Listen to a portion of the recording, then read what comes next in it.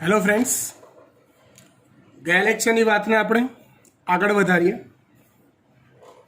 ગયા લેક્ચરમાં આપણે બીટી કપાસની વાત કરી હતી।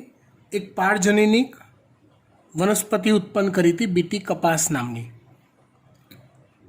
હવે એવી જ રીતે આપણે એક બીજું એક્ઝામ્પલ લઈએ। પેસ્ટ પ્રતિકારક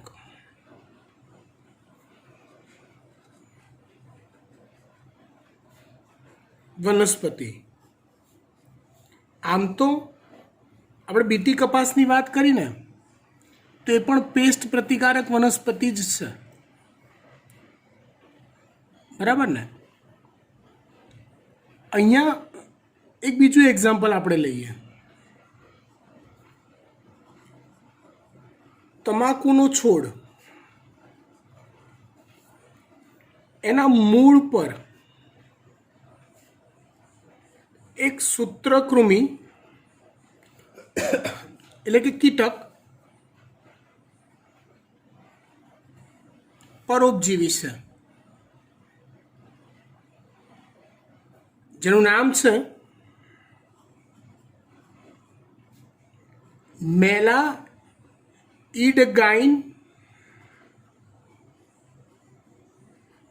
મેલાઇડગાइन ઇન્કોગ્નિશિયા।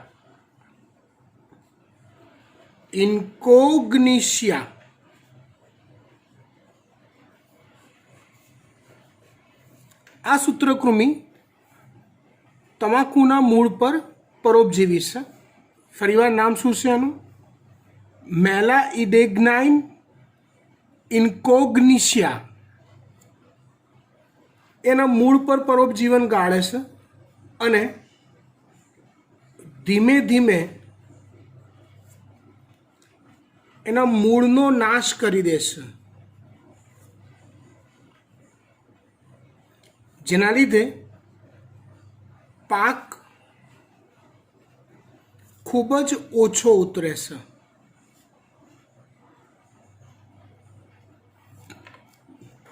હવે તમાકુની એક એવી નવી જાત વિકસાવીએ કે જેના પર મેલાઇડગાઇનની કોઈ જ ઇફેક્ટ ના થાય। શું વિચારી શકાય એના માટે? તો જેનેટિક એન્જિનિયર્સે એના માટે એક નવીનતમ પદ્ધતિ શોધી, એક નવી જ પદ્ધતિ શોધી જેને આરએનએ અંતક્ષેપ એટલે કે આરએનએ અવરોધ પદ્ધતિ કહેવાય છે। કઈ પદ્ધતિ કહેવાય છે? આરએનએ અંતક્ષેપ પદ્ધતિ અથવા આરએનએ અવરોધ પદ્ધતિ। એ પદ્ધતિ વિશે આપણે આગળ સમજાવું ને એ પહેલા આ સૂત્રકૃમિ મેલાઇડગાઇન એ શું કરતા હશે તમાકુના મૂળના કોષો પર, એ આપણે સમજીએ પહેલા। તો જુઓ, ધારો કે આ સૂત્રકૃમિના શરીરનો કોઈ કોષ છે કે જે ચેપ લગાડે છે। એની અંદર ઘણા બધા ડીએનએ હશે।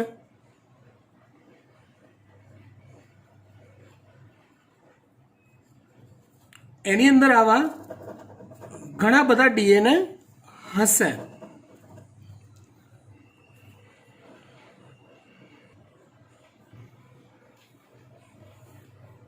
એ જે ડીએનએ હોય એ પૈકીનો કોઈ એક ચોક્કસ ડીએનએ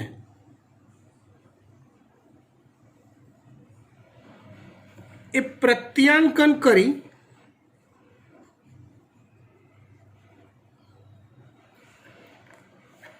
ચોક્કસ પ્રકારનો mRNA બનાવતા હશે. ફરી એકવાર હું ક્લિયર કરી દઉં બેટા, હું જે વાત કરી રહ્યો છું એ આ સૂત્રકૃમિની વાત કરી રહ્યો છું. સૂત્રકૃમિ મેલાઇડે ગાઇન એના કોઈ કોષની વાત કરી રહ્યો છું. બરાબર, કોઈ ચોક્કસ ડીએનએ હોય, એ ડીએનએ નું પ્રત્યાંકન થઈ mRNA બનતો હોય એના કોષમાં, પછી એ mRNA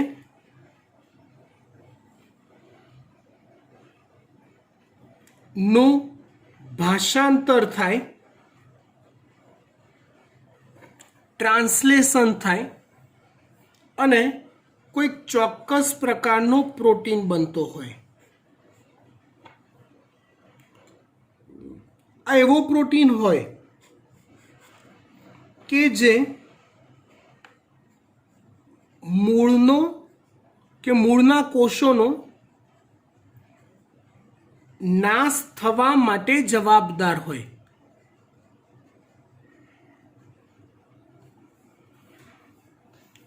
અહીંયા થિયરીનો કન્સેપ્ટ છે આરએનએ અંતક્ષેપ પદ્ધતિ.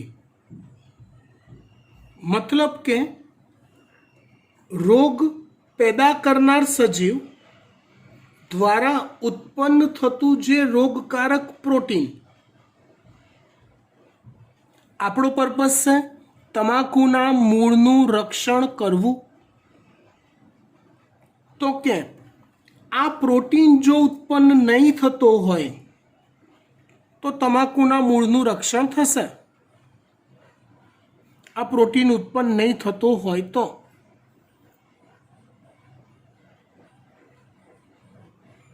તો કે આ પ્રોટીન ઉત્પન્ન ના કરવો હોય તો આ mRNA નું ભાષાંતર અટકવું જોઈએ. બસ એ જ, આ mRNA નું ભાષાંતર અટકે તો પ્રોટીન ના બને. એ મેથડને કહેવાય આરએનએ અંતક્ષેપ પદ્ધતિ. એ મેથડને કહેવાય આરએનએ અંતક્ષેપ પદ્ધતિ.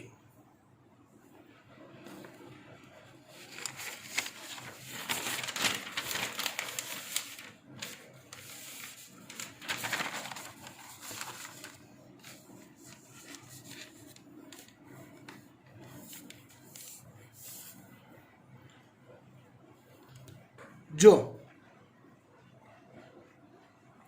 યજમાન કોષોને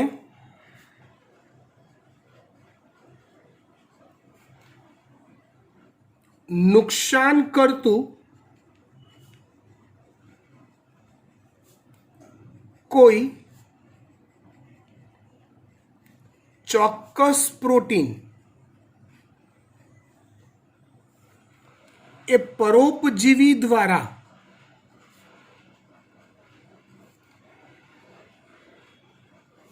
ઉત્પન્ન કરવામાં આવે છે.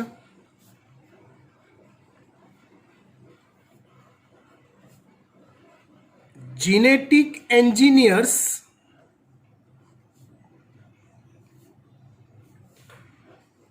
આ પ્રોટીન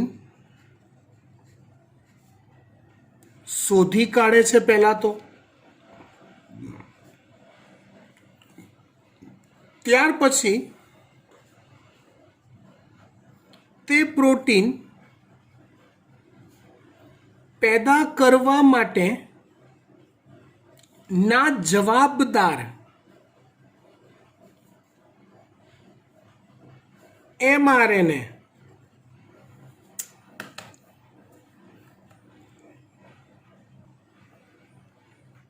પ્રોટીન પેદા કરવા માટેના જવાબદાર mRNA ને શોધી કાઢવામાં આવે છે.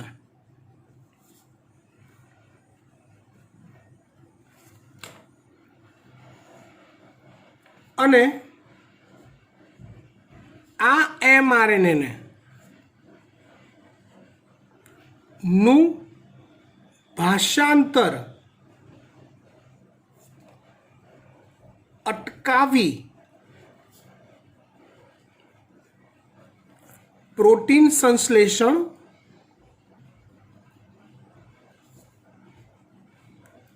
રોકવામાં આવે છે.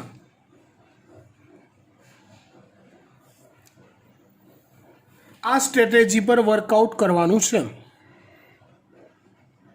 તો એના માટે શું કરવામાં આવે છે ભાઈ, જોઈએ. આ વાત પહેલાં મગજમાં રાખો. આપણો ટાર્ગેટેડ આઇટમ કોણ છે હવે, તો કે સૂત્રકૃમિ દ્વારા ઉત્પન્ન કરાતો એના ડીએનએમાંથી ઉત્પન્ન થતો ચોક્કસ mRNA કે જે રોગકારક પ્રોટીન ઉત્પન્ન કરવા માટે જવાબદાર છે. આપણો ટાર્ગેટ એ mRNA છે. એ mRNAનું ભાષાંતર આપણે અટકાવવું છે. mRNAનું ભાષાંતર આપણે અટકાવવું છે. તો હવે શું કરાય સમજો.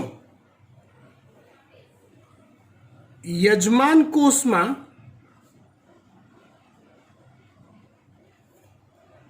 યજમાન કોષ એટલે કોણ, તમાકુના કોષો, તમાકુના છોડના કોષો. એ યજમાન કોષોમાં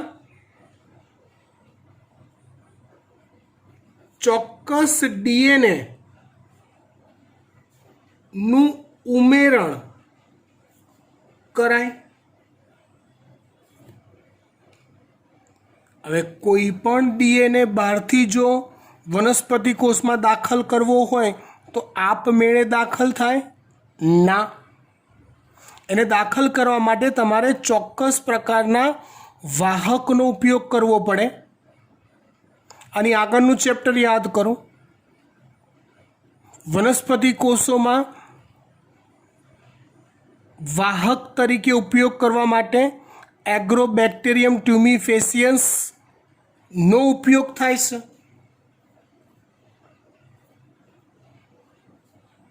જેને એગ્રોબેક્ટેરિયમ ની મદદથી યજમાન કોષમાં ઉમેરાય અથવા ઉમેરવામાં આવે છે. હવે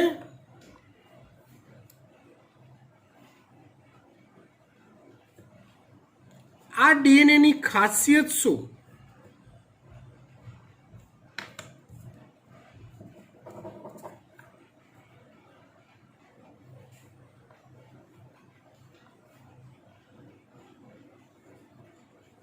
આ ડીએનએ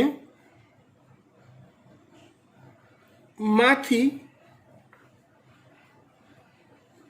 ડીએસઆરએનએ ઉત્પન્ન થાય છે. ડીએસઆરએનએ મતલબ શું? તો કે જનરલી આરએનએ એ એક જ પોલીન્યુક્લિયોટાઇડ શૃંખલા ધરાવતો હોય. આ આરએનએ ડીએસઆરએનએ હોય છે. મતલબ કે ડબલ સ્ટ્રેન્થ, ડબલ શૃંખલા ધરાવતો હોય એવો આરએનએ. મતલબ શું થાય સમજો, બરાબર ધ્યાનથી સમજો. ધારો કે આ ઓલો ડીએનએ છે કે જે આપણે એગ્રોબેક્ટેરિયમની મદદથી યજમાન કોષમાં દાખલ કરેલો છે. તો એ ડીએનએ માંથી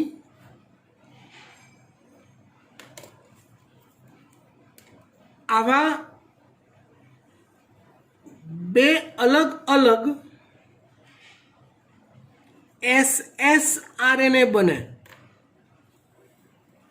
SS એટલે સિંગલ સ્ટ્રેન્થ RNA.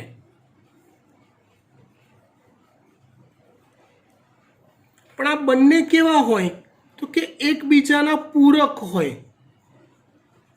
પૂરક હોવા એટલે શું તો કે A હોય તો U હોય, G હોય તો C હોય, C હોય તો G હોય, U હોય તો A હોય, એવા. એના લીધે શું થાય તો એ બંને એકબીજા સાથે જોડાઈ જાય.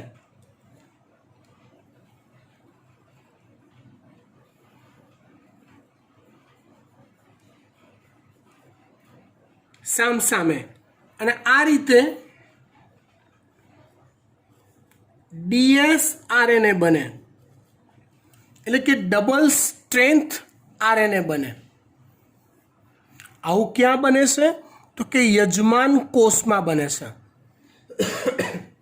આપણું કામ ક્યાં પૂરું થઈ ગયું? સમજો બરાબર. આપણે તો એવો એક ચોક્કસ DNA તૈયાર કર્યો અને એ કેવો છે હું સમજાવું. એ DNAને એગ્રોબેક્ટેરિયમ સાથે જોડીને મૂળના કોષમાં, તમાકુના કોષોમાં એને દાખલ કરી દીધો. તમાકુના કોષોમાં એ જનીનનું પ્રત્યાંકન થશે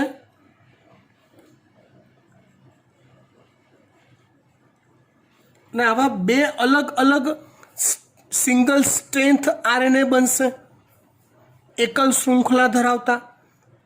આપણે એવો DNA પસંદ કર્યો છે કે એના દ્વારા જે આ SS RNA બને ને બે અલગ અલગ, એ બંને એકબીજાના પૂરક હોય. A હોય તો U હોય, G હોય તો C હોય, C હોય તો G હોય, U હોય તો A હોય, એવા.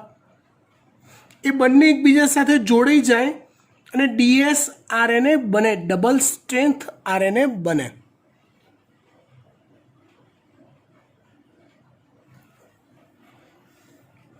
હવે આગળની વાત કરીએ.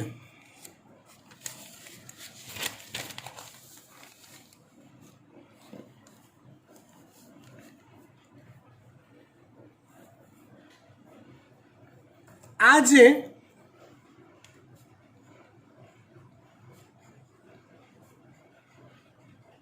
dsRNA છે એમાંથી એક miRNA બને, જેનું આખું નામ છે માઇક્રો RNA.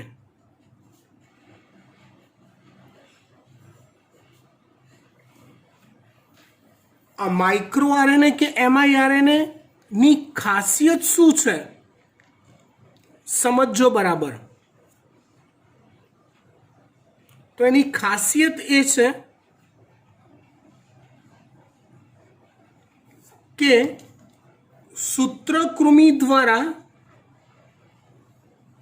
તૈયાર થયેલો જે mRNA છે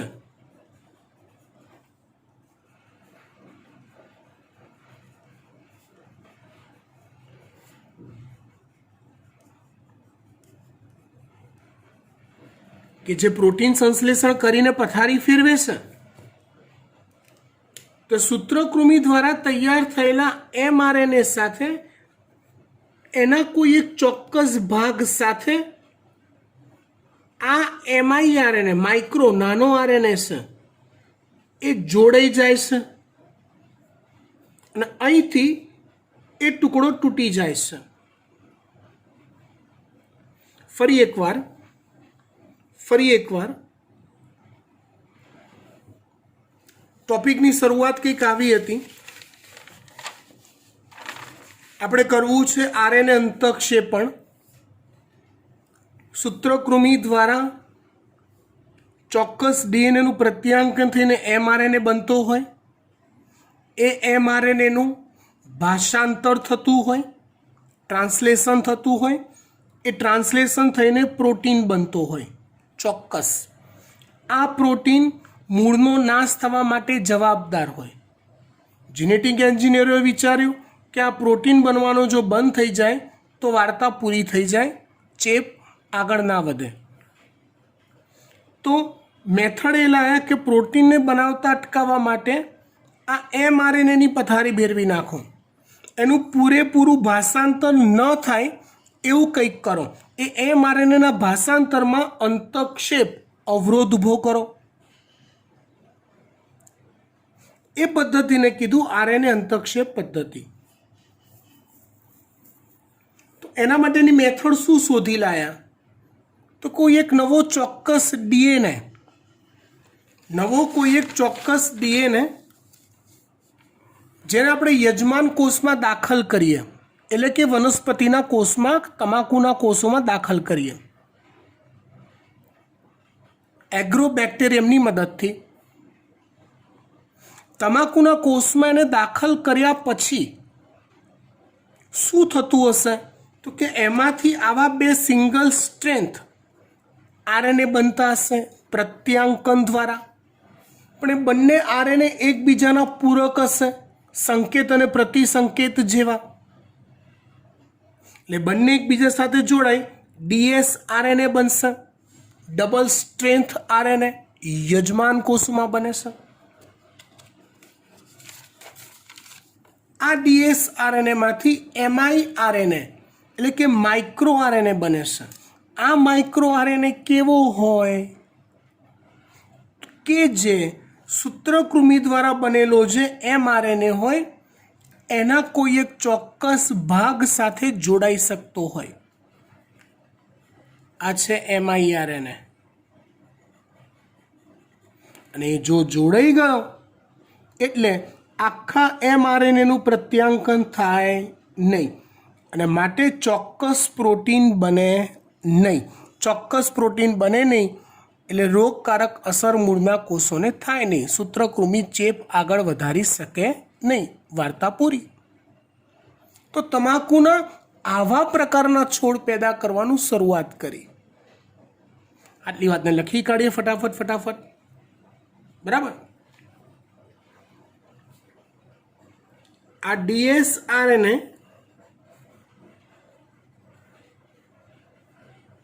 ચોક્કસ પ્રકારના એમઆઈ આરએનએ ઉત્પન્ન કરે છે. માઇક્રો આરએનએ, નાના આરએનએ, જે સૂત્રકૃમિ દ્વારા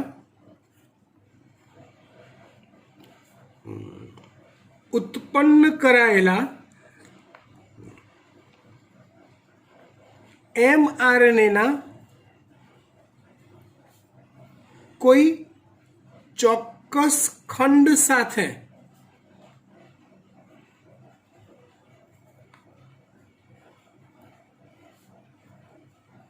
જોડાઈ શકે તેવા હોય છે. સૂત્રકૃમિ દ્વારા ઉત્પન્ન કરાયેલા કોઈ ચોક્કસ ખંડ સાથે જોડાઈ શકે તેવા હોય છે.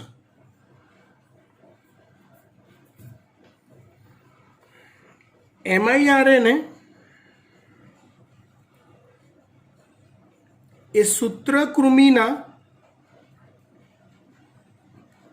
દ્વારા બનેલા mRNA સાથે એના ચોક્કસ ભાગ સાથે જોડાઈ જાય છે. આથી સૂત્રકૃમિના mRNAનું સંપૂર્ણ ભાષાંતર અથવા ટ્રાન્સલેશન થતું નથી. અને સંપૂર્ણ ભાષાંતર કે ટ્રાન્સલેશન ન થવાના કારણે ચોક્કસ પ્રોટીન બનતો અટકી જાય છે. એ જે ચોક્કસ પ્રોટીન બનતો અટકે, એના કારણે રોગનો પ્રસાર થતો નથી. રોગ ફેલાય નહીં. એટલે આવી નવી તમાકુની જાત પેદા કરી શકાય છે. ત્યાર પછી આપણે નવો ટોપિક જોઈએ.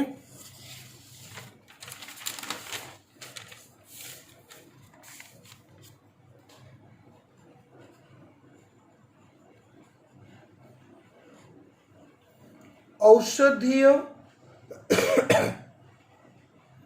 ક્ષેત્રે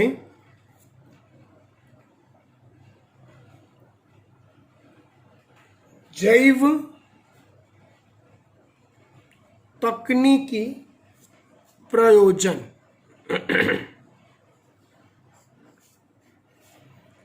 ઇન શોર્ટ, દવા બનાવવામાં બાયોટેકનોલોજીનો ઉપયોગ. આની જે સ્ટોરી છે એ મેં તમને આની આગળનું ચેપ્ટર શરૂ કરતાં પહેલાં તમને ડિટેલમાં સમજાયેલી છે. એનું લખાણ સ્વરૂપ આપણે રિપીટ કરતા નથી. કેટલુંક વધારાનું છે જ આપણે રિપીટ કરીશું. કે ભાઈ વર્ષો પહેલાં, એટલે ચલો મનુષ્યને ઔષધ તરીકે જરૂરી હોય એવા રસાયણો, કેમિકલ્સ, એ કોઈ બેક્ટેરિયાનું પ્રયોગશાળામાં ઉછેર કરી એ બેક્ટેરિયામાંથી જ જો મોટા જથ્થામાં મેળવી શકાતું હોય તો કે સારામાં સારું. જ્યારે જોઈએ ત્યારે જેટલી માત્રામાં જોઈએ એટલી માત્રામાં એ બેક્ટેરિયાનું સંવર્ધન કરી જોઈતું રસાયણ મેળવી શકાય. બેસ્ટમાં બેસ્ટ. આ રીતે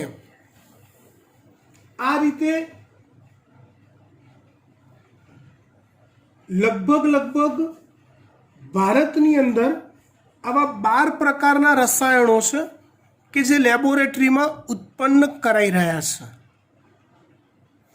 જે પૈકીનું એક રસાયણ છે ઇન્સ્યુલિન.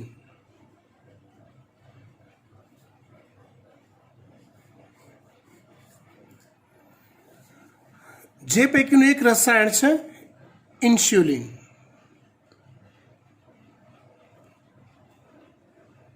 હવે આ જે ઇન્સ્યુલિન છે ને, પહેલાં કેવી રીતે ઉત્પન્ન કરાતું હતું? તો કે કતલખાનામાં કતલ પામતા જે પ્રાણીઓ હોય એના સ્વાદુપિંડ અને લીવર એટલે કે યકૃત એ બંનેને અલગ કરી લેવાતા હતા. એના પર વિવિધ પ્રકારની લાંબી પ્રોસેસ કરી થોડુંક ઇન્સ્યુલિન મેળવાતું હતું.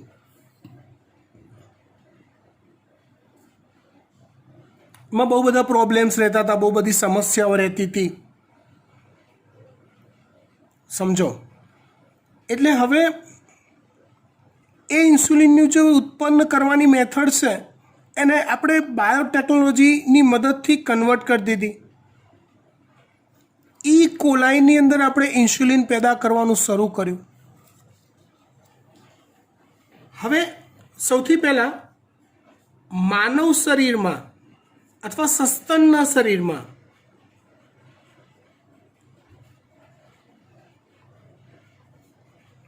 ઇન્સ્યુલિન કઈ રીતે બને છે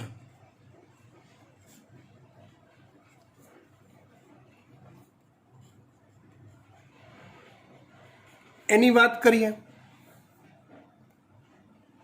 તો કે માનવ શરીર કે સસ્તનના શરીરમાં ઇન્સ્યુલિન એ હંમેશા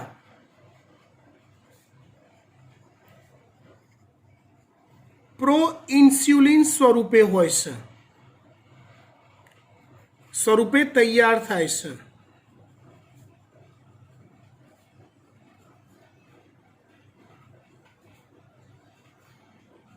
જે ત્યારબાદ ઇન્સ્યુલિનમાં ફેરવાય છે.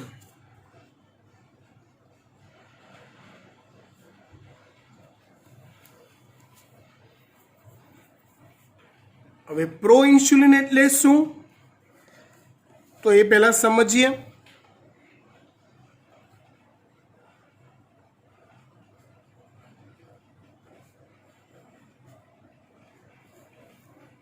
પ્રો ઇન્સ્યુલિન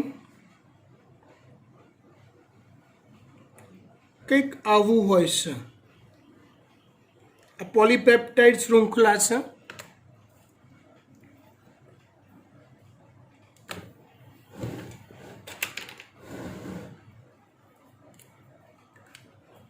એક જ મિનિટ.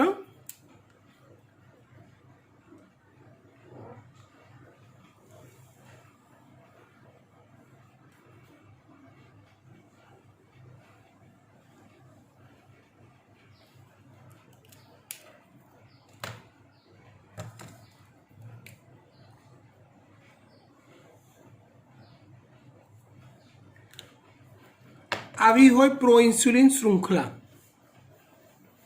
જેમાં ટોટલ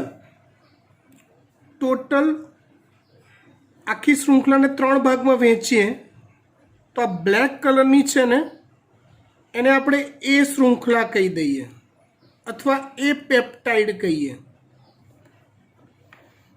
ગ્રીન કલરની જે છે એને બી પેપ્ટાઇડ કહીએ અને રેડ કલરની જે છે એને સી પેપ્ટાઇડ કહીએ. આ પ્રો ઇન્સ્યુલિન છે, મતલબ કે નિષ્ક્રિય ઇન્સ્યુલિન. પ્રો ઇન્સ્યુલિનમાં 3 શૃંખલાઓ હોય, એટલે કે 3 ટુકડા પાડેલા હોય એવું માની લો. એ પેપ્ટાઇડ, સી પેપ્ટાઇડ અને બી પેપ્ટાઇડ. પ્રો ઇન્સ્યુલિન આપણા શરીરની વાત છે. આવો બને છે પહેલા ઇન્સ્યુલિન. એ નિષ્ક્રિય સ્વરૂપે હોય છે.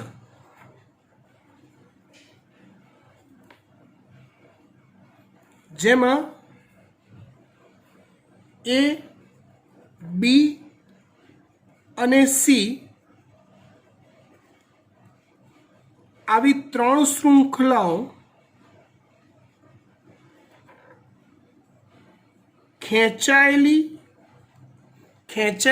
એટલે વધુ પડતી લાંબી, જરૂર વગરની,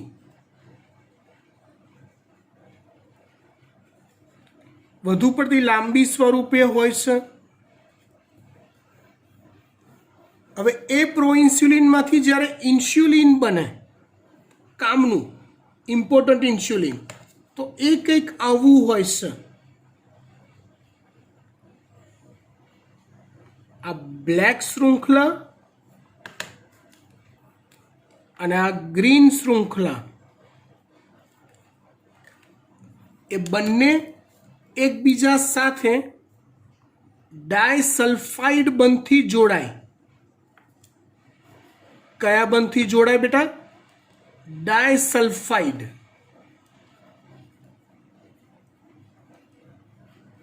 બ્લેક છે કઈ છે? એ પેપ્ટાઇડ. ગ્રીન છે બી પેપ્ટાઇડ. અને આ જે રેડ છે એ ખેંચાયેલી વધારાની શૃંખલા છે જે દૂર થઈ જાય છે, જેને સી પેપ્ટાઇડ કહેવાય છે. એ દૂર થઈ જાય. આપણા શરીરમાં ઇન્સ્યુલિન પહેલાં આવું બને, પછી એમાંથી આ અને આ અહીંયા અને અહીંથી શૃંખલા છૂટી પડી જાય, એટલે ખેંચાયેલી જે વધારાની જે સી પેપ્ટાઇડ છે દૂર થઈ જાય. એટલે એ pro insulin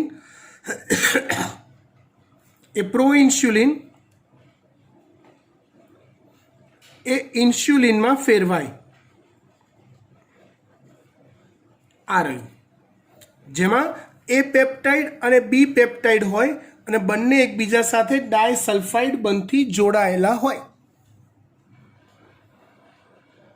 C peptide extra હોય છે જે દૂર થઈ જાય છે.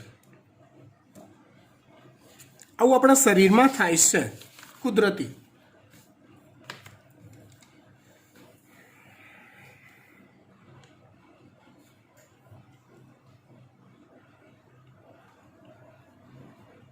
પ્રો ઇન્સ્યુલિનમાં રહેલી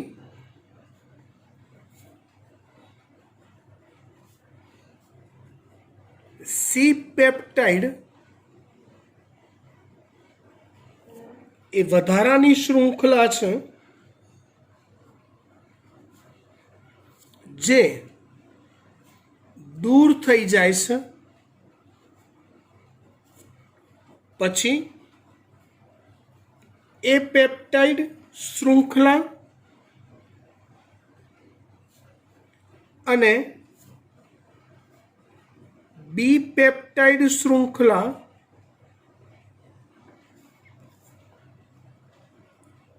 एकबीजा साथे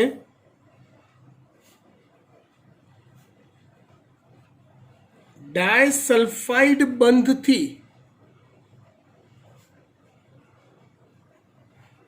जोड़ाईने ए पेप्टाइड श्रृंखला ने बी पेप्टाइड श्रृंखला एकबीजा साथे डायसल्फाइड बंधथी जोड़ाईने इंस्युलिन एक्टिव काम में आवे तेवुं एक्टिव इंस्युलिन बनावे छे। आવું આપણે શરીરમાં નોર્મલી થતું હોય।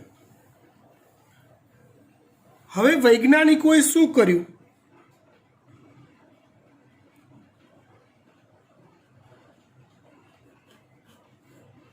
સમજો બરાબર। એ શૃંખલાને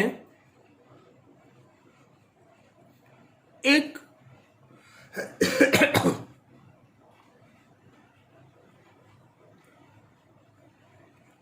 ई कोलाई में स्थापित कर्या, सॉरी एक ए श्रृंखला एक ई कोलाई में पैदा करी, बी श्रृंखला ने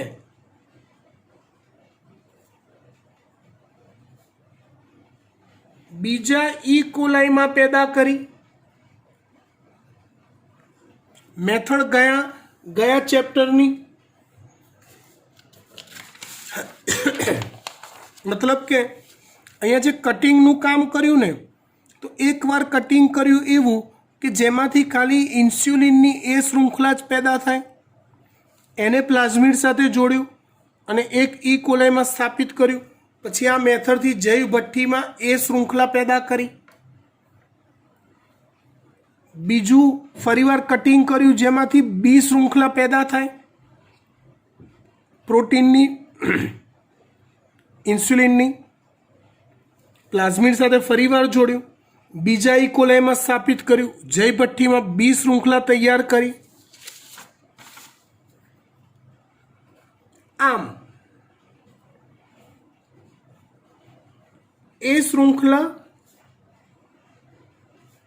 अने बी श्रृंखलाओं ने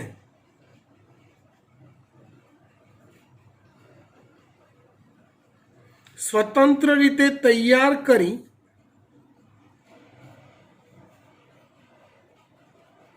त्यारबाद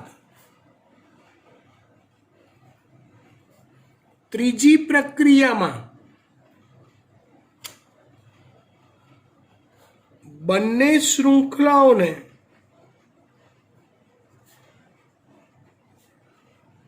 डायसल्फाइड बंध थी जोड़ी दीधी, जेना लीधे परिपक्व अथवा एक्टिव इंस्युलिन मेळवायुं। इन शॉर्ट रियल में अपना बॉडी में जो प्रो इंस्युलिन बने जेमा सी पेप्टाइड होय छे, ए सी पेप्टाइड लेबोरेटरी में पैदा थता जैव भट्ठी में पैदा थता इंस्युलिन में होतुं नथी। वैज्ञानिकोए शुं कर्युं? ए पेप्टाइड उत्पन्न करे एवा डीएनए अलग कर्या, एने प्लाज्मिड साथे जोड़ीने ई कोलाई में स्थापित कर्या, ए श्रृंखला पैदा करी। सेम एज प्रकारे बी श्रृंखला अलग ई कोलाई में पैदा करी, प्रोटीन श्रृंखला पेप्टाइड श्रृंखला आवी ए अने बी बंने श्रृंखलाओने एक तीजा साधन में भेगी करी, ज्यां डायसल्फाइड बंधनी मददथी बंनेने जोड़ीने परिपक्व इंस्युलिन पैदा कर्युं। समझ पड़ी गई? ओके, आटले सुधी आपणे राखीए છીએ।